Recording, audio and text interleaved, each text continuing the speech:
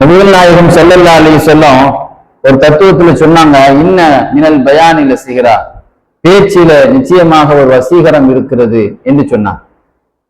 இந்த கருத்துல கவிஞர் கண்ணதாசன் ஒரு கவிதையில சொல்றாரு, பேச்சு ஒரு நாத்திகனை ஆத்திகனாக்கும், ஆத்திகனை நாத்திகனாக்கும். கடவுள் இல்லை என்று சொல்லக்கூடியவனை கடவுள் உண்டு என்று சொல்ல வைக்கும், கடவுள் உண்டு என்று சொல்லக்கூடியவனை அந்த பேச்சு கடவுள் இல்லை என்று சொல்ல வைக்கும் என்று இந்த பேச்சினுடைய தாக்கத்தை பற்றி அவர் விவரிக்கிறார்.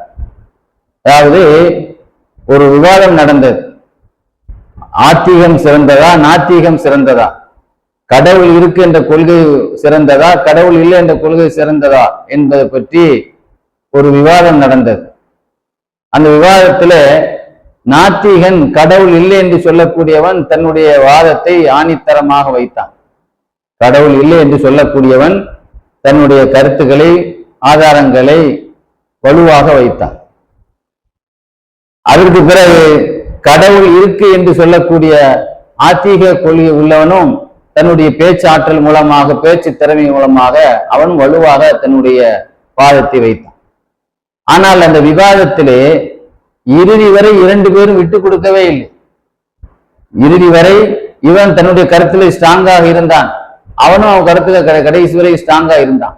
ஆனா மறுநாள் பார்த்தா ரெண்டு பேரும் நடந்து போறாங்க, கடவுள் இல்லை என்று சொல்லிய அந்த நாத்திக உடைய இந்த நாத்திகவாதி அந்த நாத்திக ட்ரெஸ் அணிஞ்சிட்டு போறான், காவி உடை அணிஞ்சிட்டு போறான்.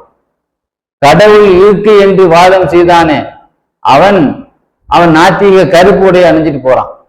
ஆனா மேடையில ரெண்டு பேருமே என்ன செய்யல, அவனுடைய பாயிண்ட் அழுத்தமா சொன்னான்.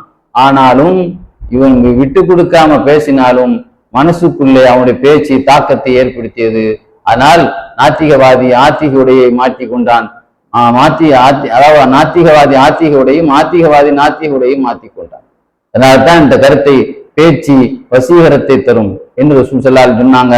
மாத்திரமல்ல, உலகத்துல 1,24,000 தீர்க்க தரிசிகள் எல்லாம் பேச்சாளர்களாக இறைவன் அனுப்பி வைத்தான்.